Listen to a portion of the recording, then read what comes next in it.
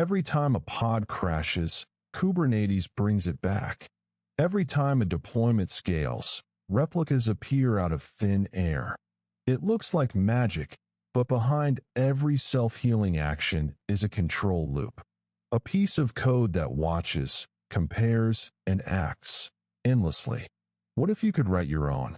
What if your application could heal itself, scale itself, and configure itself, just like a native Kubernetes resource? That is exactly what a custom controller does. In this masterclass, we will build one from scratch. We will dissect every component: informers, work queues, the reconciliation loop, custom resource definitions, and wire them together into a working controller that manages a real web application. So what exactly is a custom controller? Think of it like a thermostat in your house. You set the desired temperature, say 72 degrees. The thermostat constantly reads the actual temperature, compares it to your setting, and turns the heater on or off to close the gap. That is a control loop. In Kubernetes, every built-in controller works the same way. The replica set controller watches the desired replica count, checks the actual pod count, and creates or deletes pods to match. A custom controller extends this pattern to your own resources. You define a custom resource definition, or CRD, to describe your desired state. Then you write a controller that watches that resource and takes action to make reality match the definition. Under the hood, your controller talks to the Kubernetes API server over HTTP, using the client Go library for Go, or the controller-runtime framework built on top of it. Now let us map the full architecture. At the heart of Kubernetes sits ect, a distributed key-value store that holds all cluster state. The API server is the single gateway to ect. Every component reads and writes through it. Your custom controller connects to the API server and sets up a watch, a long-lived HTTP connection that streams events in real time. Think of it like subscribing to a news feed. Whenever someone creates, updates, or deletes your custom resource, the API server pushes that event to your controller. But your controller never talks to the API server on every read. Instead, it uses an informer, a local cache that mirrors the server's state. The informer does the initial list to load everything, then watches for changes going forward. When an event arrives, it updates the local cache and fires an event handler. That handler does not do heavy work. It simply drops a key into a work queue. Separate worker routines pick keys from the queue and run your reconciliation logic. This architecture, watch, cache, and queue, reconcile, is the backbone of every Kubernetes controller. Before your controller can do anything, you need to teach Kubernetes about your new resource type. That is where custom resource definitions come in, or CRDs for short. Think of a CRD like registering a new form at a government office. Before people can submit applications, the office must define what the form looks like, its fields, rules, and validation. A CRD does the same for Kubernetes. It tells the API server, here is a new kind of object called WebApp. It lives in the group apps.example.com. It has a spec with fields like image, replicas, and port. Once you apply the CRD, Kubernetes immediately accepts WebApp objects through the same API used for pods and deployments. The CRD also defines a status subresource, a separate section where your controller writes back the current state. This split between spec and status is critical. Users write spec. Controllers write status. They never conflict.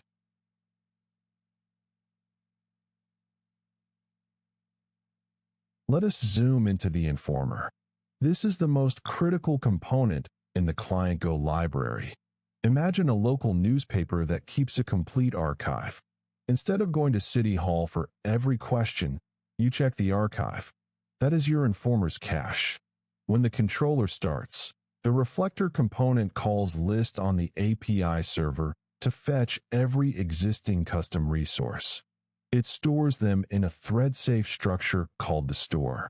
Then the reflector opens a watch connection, a long-lived HTTP stream using chunk transfer encoding.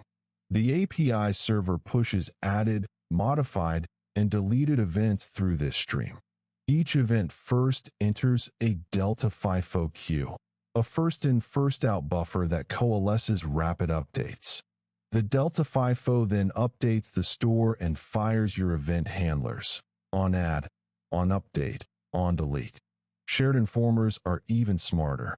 Multiple controllers watching the same resource type share a single watch connection. The SharedInformer factory creates one reflector per resource and fans out events to every registered handler. This saves API server connections and reduces network traffic dramatically. Now, here is a design choice that separates robust controllers from fragile ones: the work queue. Think of it like a ticket system at a busy deli counter. Each customer takes a number. The clerk processes one ticket at a time, in order. If a customer needs a redo, their ticket goes back into the queue. The Kubernetes work queue has three superpowers. First, deduplication. If the same resource changes 5 times in 1 second, only one key sits in the queue. Second, rate limiting.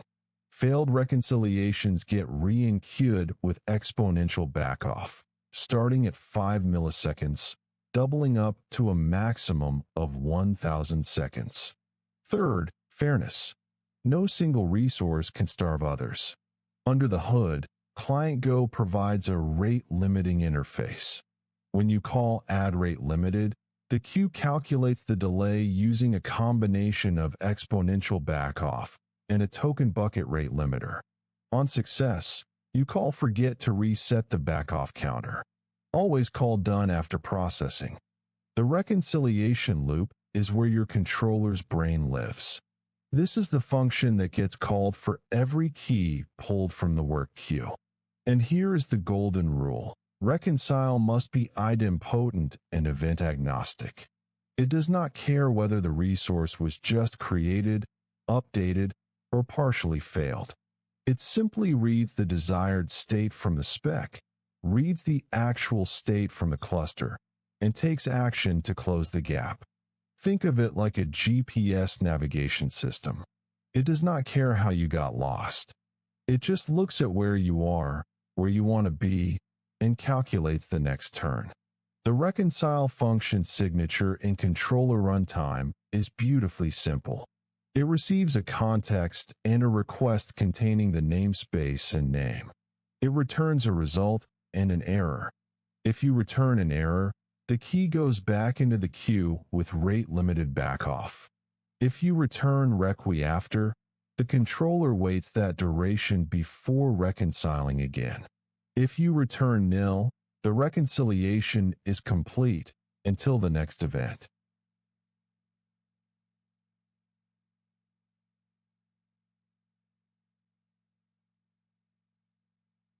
Let us build something real. We will create a custom controller that manages a WebApp resource. When a user creates a WebApp object with an image, replica count, and port, our controller will automatically create a deployment and a service to run and expose it.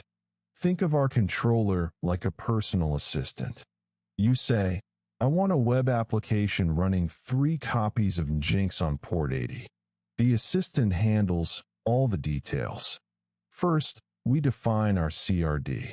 The spec has 3 fields: image, which is a string like Nginx :latest, replicas, an integer defaulting to 1, and port, an integer defaulting to 80. We scaffold the project using Kubebuilder, which generates the Go types. the controller skeleton, and the RBAC manifests. Kubebuilder creates a main.go that initializes a manager. The manager hosts shared caches, clients, leader election, health checks, and graceful shutdown. It is the process supervisor for your controller. With setup with manager, we register our reconciler and tell it, watch WebApp objects, and also own deployments and services, so changes to those trigger reconciliation too. Now let us write the reconciliation logic. When reconcile is called, the first step is fetching the WebApp object by its namespace name. If it is not found, the resource was deleted, we return nil and stop. If the deletion timestamp is set, we handle cleanup through finalizers. Otherwise, we move into the core logic. We ensure a deployment exists that matches the WebApp spec. If it does not exist, we create one. If it exists but has the wrong replica count or image, we update it.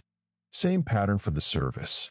This create or update dance is the heart of declarative infrastructure. We use owner references to link the deployment and service back to the web app. This tells Kubernetes, if the web app is deleted, garbage collect these children automatically. Finally, we update the web app's status subresource with the current ready replica count and any conditions. We use a separate status update call to avoid conflicts with spec changes. The controller is now complete. Apply the CRD, deploy the controller, create a web app object, and watch your deployment and service appear like magic. Owner references are the glue that holds your resource hierarchy together. Think of it like a family tree. Each child resource points back to its parent. When the parent is deleted, Kubernetes automatically cleans up all children. When your controller creates a deployment for a web app, it stamps the deployment's metadata with an owner reference pointing to the web app. The API server's garbage collector then knows, if this web app disappears, delete its deployment and service too. But what about external resources, a DNS record, a cloud load balancer, or a database schema? Kubernetes garbage collection cannot touch those. That is where finalizers come in. A finalizer is a string in the resource's metadata that blocks deletion. When a user deletes the web app, Kubernetes sets the deletion timestamp but does not remove the object.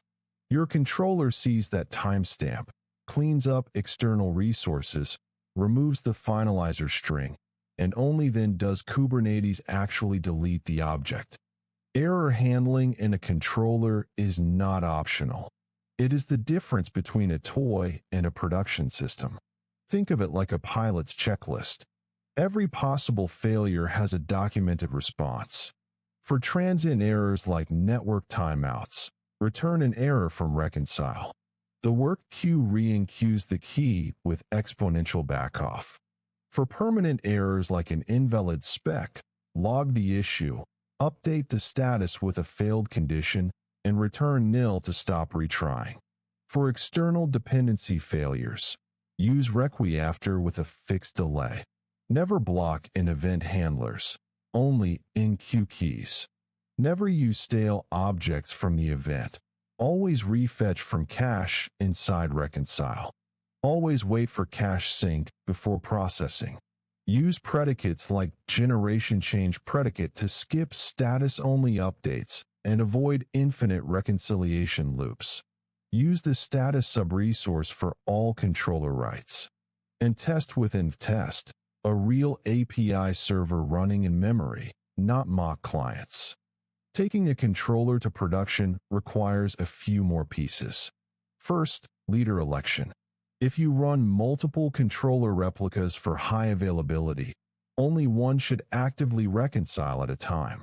Think of it like a relay race baton. Only the runner holding the baton runs. The manager handles this with a Kubernetes lease object. Second, RBAC, role-based access control. Your controller needs explicit permissions to read, create, update, and delete the resources it manages. Kubebuilder generates RBAC markers from code annotations. Third, health checks. The manager exposes healths and Redis endpoints so Kubernetes can restart your controller if it hangs. Fourth, metrics.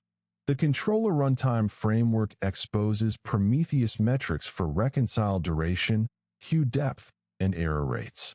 Finally, structured logging with levels. Debug for cache events, info for reconciliations, error for failures. Let us bring it all together. Here is the mental model. A user applies a custom resource. The API server stores it in ect and pushes an event through the watch stream. The informer receives the event, updates its local cache, and fires the event handler. The handler enqueues the resource key into the work queue. A worker picks the key, calls reconcile. Reconcile fetches the desired state from spec, checks the actual state in the cluster, and takes action, create, update, or delete child resources. It then updates status. If anything fails, the key goes back into the queue with backoff. This cycle, watch, cache, enqueue, reconcile, is the heartbeat of Kubernetes. And now you know how to build it yourself. That is how custom Kubernetes controllers work, from the API server all the way down to the reconciliation loop. Every operator you have ever used, Prometheus, Cert Manager, Argo CD, follows this exact pattern. Now it is your turn to extend Kubernetes.